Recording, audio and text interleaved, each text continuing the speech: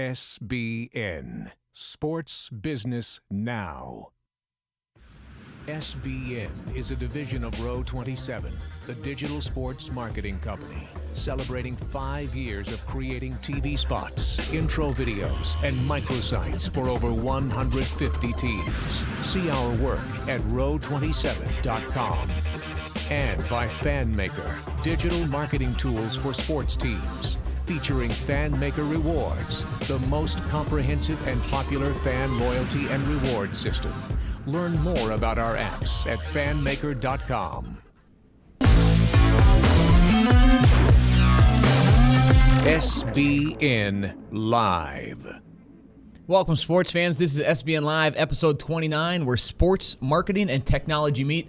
My name is Max Huber. I'm joined today by co-founder of Row 27, Jonathan Dusing, and Row 27 account executive, Blake Reisner. Guys, how we doing, John? Good. Yeah, just starting to enjoy the summer. We just got back from the NACDA conference down in Orlando, and that was pretty fun. Got to meet a lot of people that we only see once a year. So yeah, weather was good. We got to meet a lot of people, like you said, and always just get to see the new trends in sports business and in college athletics. Blake, How are things with you? Oh, things are great. Just got a new haircut, so feeling sharp today. Big haircut. Yeah. Well, we're going to jump right in, and John with the big story of the day, and sure. I'll just leave it at that. Yeah, so a couple hours ago, Facebook had a press conference, and it was actually really Instagram, but, Instagram is owned by Facebook these days, and they announced some new things. So Instagram, as of late, has been in the news because they are getting passed by Vine, which is a new service which we talk about a lot on here for making 6-second videos. And they've actually been passed by Vine on Twitter when it comes to links to stuff, which is huge because Instagram has 180 million users, and Vine has a lot less. So we're seeing a little depreciation in Instagram usage. So Instagram announced today Instagram with video, or for video, or whatever they call it, with the whole fanfare and promotional video, a la Apple, it seems like very touchy feely. But basically, they've knocked off Vine. Basically, the same kind of features. You can make a video now in your Instagram feed, 15 seconds instead of 6 seconds, which Vine has. You can make it shorter than 15 seconds, of course. But 15 seconds is the max. They have 13 video filters you can put in it. That currently is not something Vine supports, filters, but Instagram is all about filters, so they had to have it for video, right? Yep. You can edit clips a little bit, so you take videos just like you do on Vine, where how you hold down the button on the recording, and you take a scene, and then maybe you change the camera to a different angle, and you take some more, and you build up a video. Well, on the Instagram app, you can actually delete mistakes that you've made and kind of rebuild a scene, which is kind of a nice feature.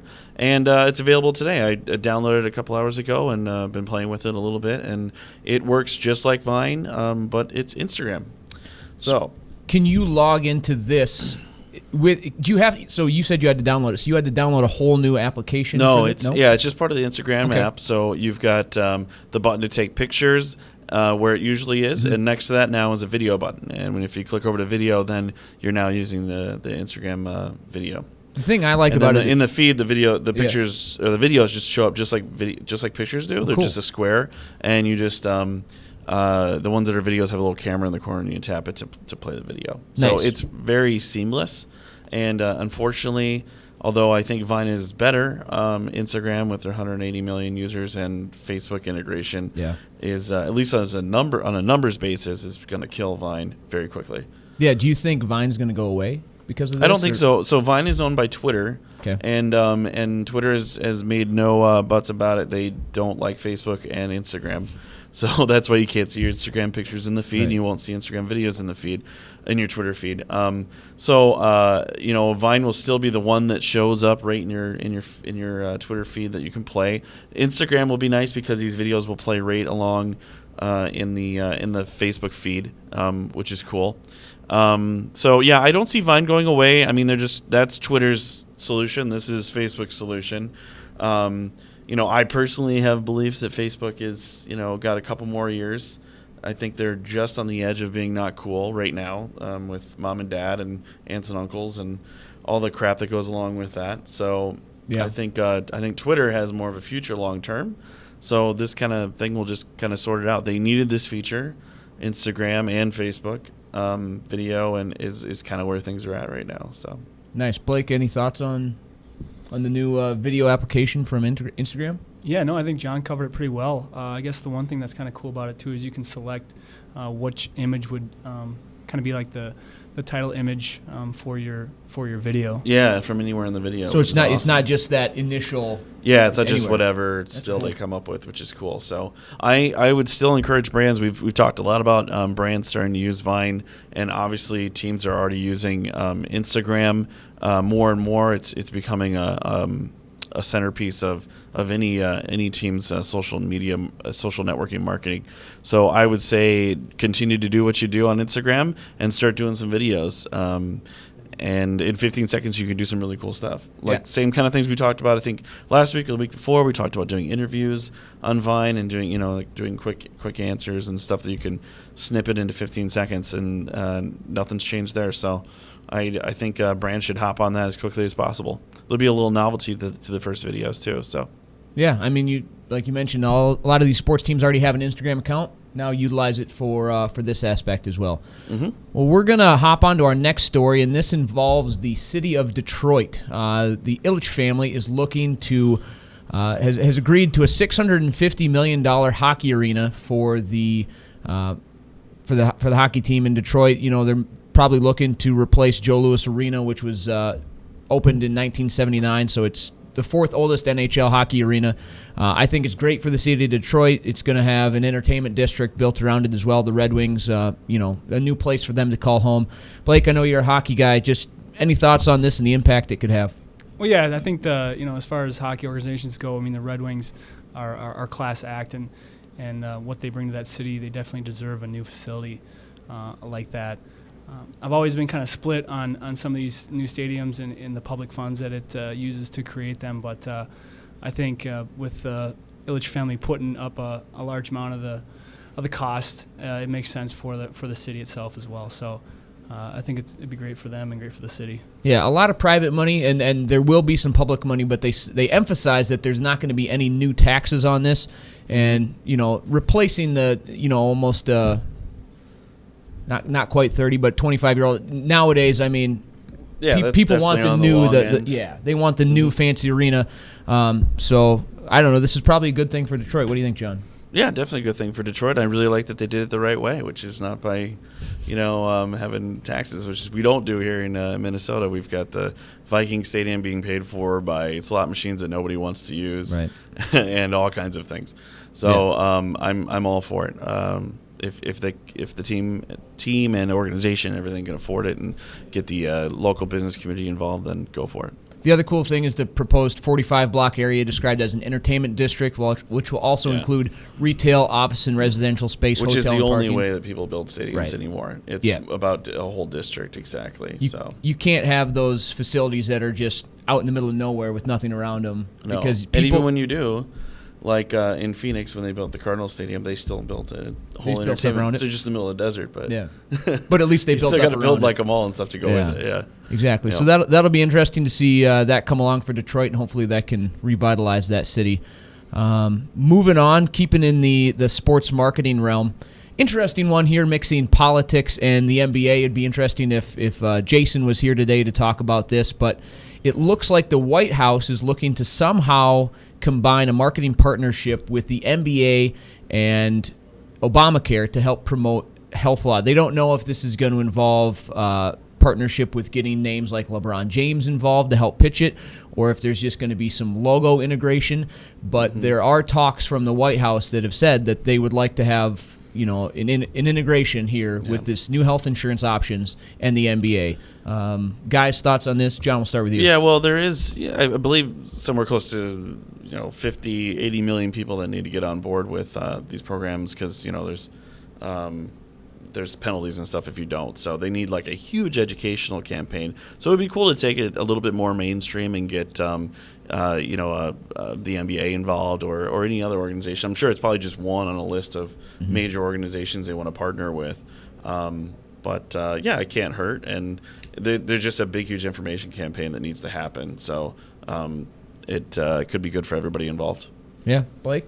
Yeah, I think what makes the most sense is that the demographic for the NBA is very similar to their target demographic that they're looking to reach with this information. So, that's what sports marketing has been all about, in the last 50 years is utilizing those sports to segment your target demographic and whether it be a message about razors or about healthcare, signaling out that target demographic and getting your message to them, I think makes sense. Yeah, and I think they're also trying to push the healthy lifestyle. You see that with the NFL, Play 60 to get out there. So this is, you want to be fit, you want to be in shape, you want to play basketball, get out there and do something, and that could be a great partnership between these two. It'd be interesting being how controversial and partisan the whole healthcare thing is if the NBA really wants to get involved. Yeah. So it could be interesting, but it's just one of those things where you see the real life enter the toy box and try to create a partnership there. So, John, you've got the next story for us, and I'll let you go this into is that. kind of interesting. Mashable, which is a site that we visit a lot. I know a lot of those of you in the sports marketing field definitely do. They announced a new advertising system called Lift for the brands that advertise on their site. So a lot of really big brands advertise on Mashable, and they also have a news feed. And so it's very similar to a lot of sports teams that have big brand sponsors and basically a news feed, basically a fancy blog with a lot of stories and things that happen. So they came up with a very unique way to, in an automatic way, kind of incorporate brands' social media presences throughout the Mashable layout and as part of their feed. And I think they did a really good job of doing it. I don't know if we have the Mashable website up we can show, but they did a really good job of doing it. So, like Coca-Cola's Vine account or Instagram account is just seamlessly integrated in with the content, and you don't really see too many banner ads. Banner ads obviously have been on their way out for a while, and we see a lot of social media feed and advertisements like with Twitter and Facebook. And this is just kind of taking some of those newer advertising models that Facebook and Twitter are using, the in-stream ads, and integrating that into Mashable's website. And I just thought it was a really good foundation for what a sports team could do, with just integrating some of their sponsors. Because sponsors, it's more worthwhile to Coca-Cola to show their latest Instagram photo on intermixed than it is to show another banner ad of the Coca-Cola logo. It works more for them and gives them more exposure because hopefully they'll get some followers, and it fits seamlessly into the website. When you see people's brands' Instagram photos and stuff, it's not super doesn't really put you off as much as a banner ad. Yeah, it's the kind of the concept with DirecTV and being able to, or with any of these services, being able to flip over the commercials.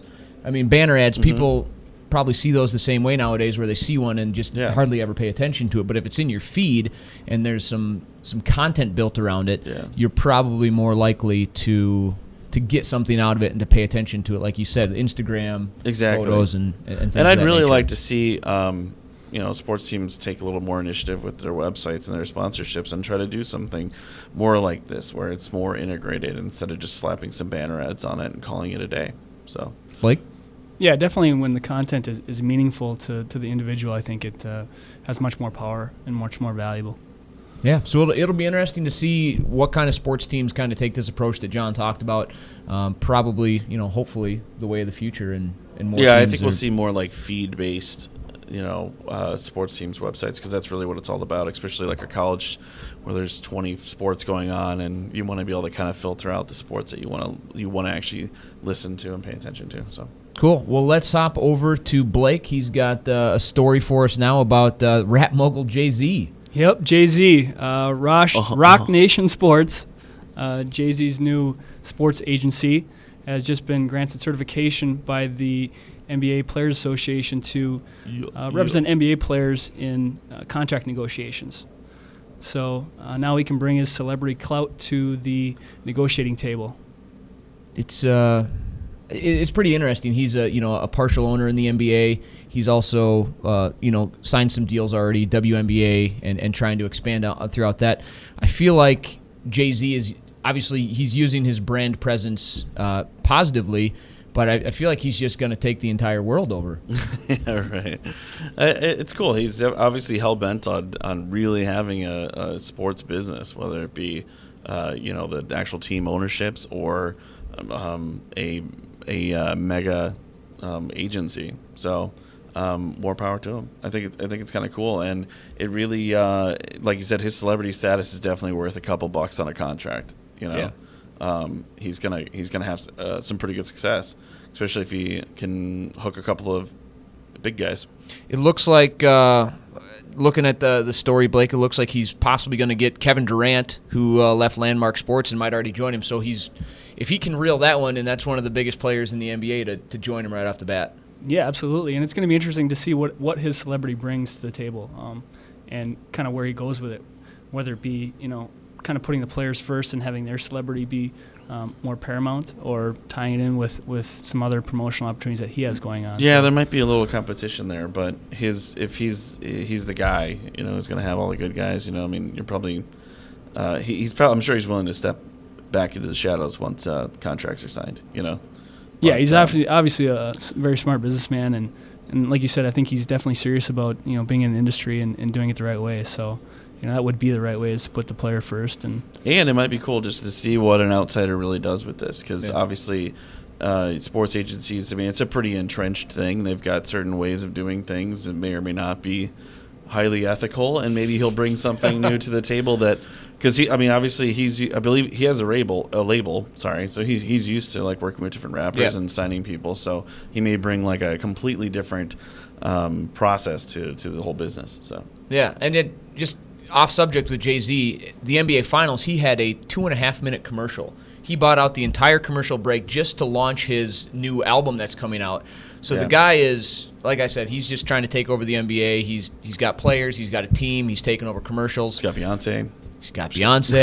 He's got Ivy Blue, whatever. The guy's got it all. So good for him. Yeah. We've got one story left that John's gonna bring it home with. Sure. Well, at the end of each show, I'm trying to bring in a new kind of revenue-generating idea that's from outside of sports and maybe out there, but quote unquote, I need like a graphic, out there. Crazy. Anyways, I thought this was pretty cool. One of our staff, Brian, he's actually running the board back there, found this, and it was a company that made. So when their store is closed, they kind of made Windows treatments and some mobile interactions and stuff, so you could still kind of play with things and make purchases. So it wasn't just like static windows. And it got me thinking, obviously 98% of the time the stadium is closed and there's not an event going on, and people do come to the stadiums all the time to tour things. We all have Hall of Fames and whatnot, and this was just kind of an interesting way of doing things. Just a great way to like kind of sell merchandise, sell tickets too. You could do any kind of in this case, they're semi-interactive. So when you have your smartphone, you can do things like turn on the lights and make things happen. It could be kind of cool, like if there was almost like an interactive video or something, and you could like kind of play on your phone to like look at different players or look through the upcoming schedule, and try to buy tickets that way or something. And there's a lot of physical real estate in sports that is closed most of the time, and this might be a cool way to leverage all those walls and the fans, because they still are walking by. Yeah, I definitely think that sports teams could kind of break down those walls a little bit and bring them down and let everyday people kind of interact with their brand a little bit more. Mm-hmm. For example, the Twin Stadium, that might be sitting empty. Maybe I'd love to go over there for lunch or something if they just would open it up, just on a general basis. But, with this product or something, an idea like this, having that different content or, interacting with them when they're not, having in-game, I think is a cool idea.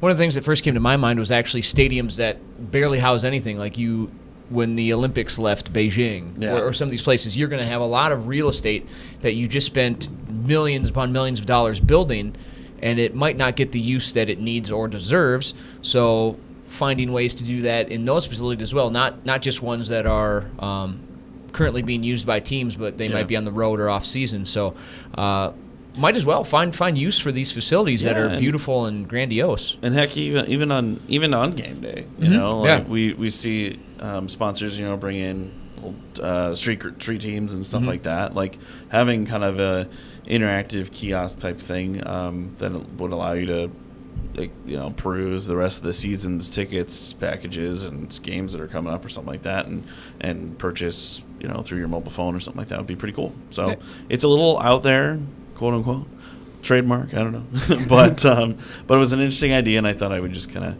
of bring that here. So yeah, it could be a good activation piece for sponsorship as well. Mm-hmm.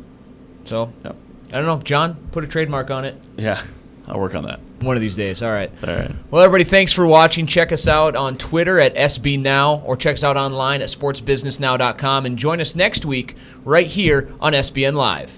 Take care. SBN, Sports Business Now.